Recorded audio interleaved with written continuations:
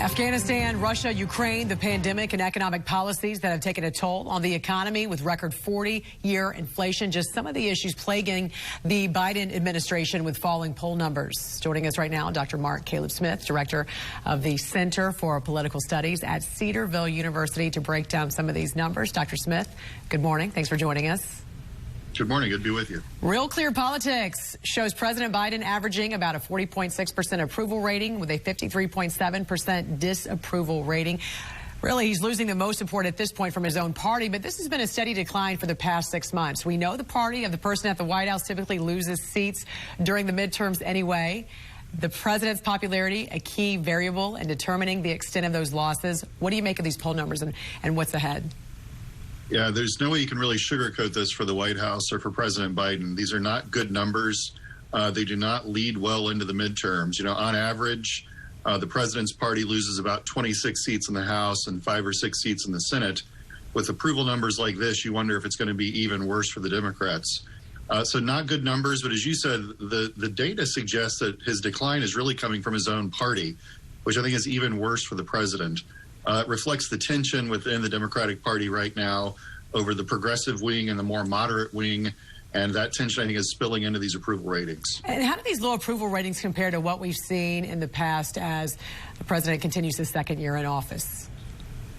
When we think back all the way to President Truman, so we're talking about a long time now, his approval ratings are actually worse than every other president at this point, except for Donald Trump.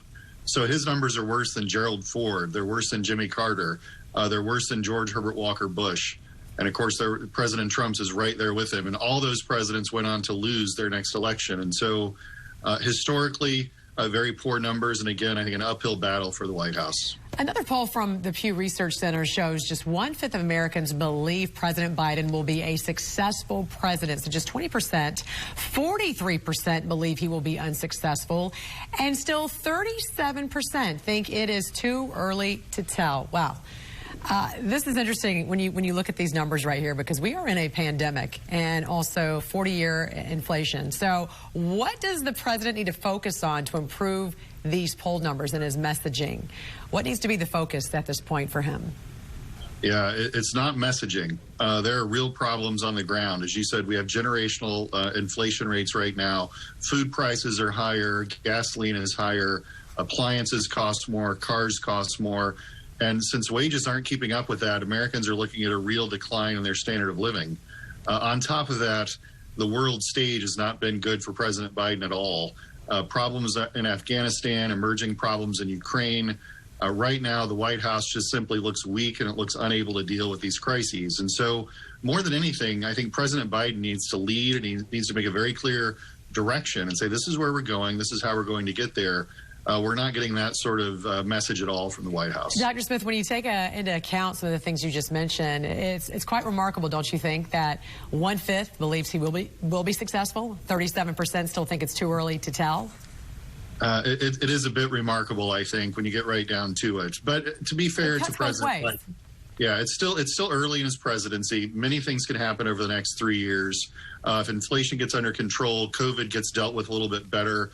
If things simmer down a bit in Ukraine, then maybe the White House still has a chance to recover. And I want to ask you, while I have you here, about Russia, Ukraine, and the possibility of an invasion any day now. Of course, this could lead to catastrophic consequences for Ukraine and really this global energy disaster that we could be up against right now. If you could, please set the table on what's happening and what Americans should be prepared for in the days and weeks ahead. Yeah, right now, Russia is massing troops. You know, all signs indicate they're preparing for an invasion. Of course, President Putin knows that we're monitoring such things. And so this is his effort to, I think, ratchet up the pressure. I think really he wants something else out of this than just armed conflict. And as long as he can get something out of it and extract a concession, then I don't think he will invade. But if an invasion is going to happen, I think it's going to be relatively soon. And it could lead to an all-out regional conflict in that area, which we really haven't seen since World War II. What kind of concession do you think he's looking for specifically? My guess is he wants a promise that Ukraine will not be part of NATO. He wants to see some separation between us and Ukraine so that he can exercise more influence there. And we'll see whether the Biden White House is willing to play. Dr. Mark Caleb Smith, thanks for joining us this morning. We appreciate it. Thank you. We'll be right back.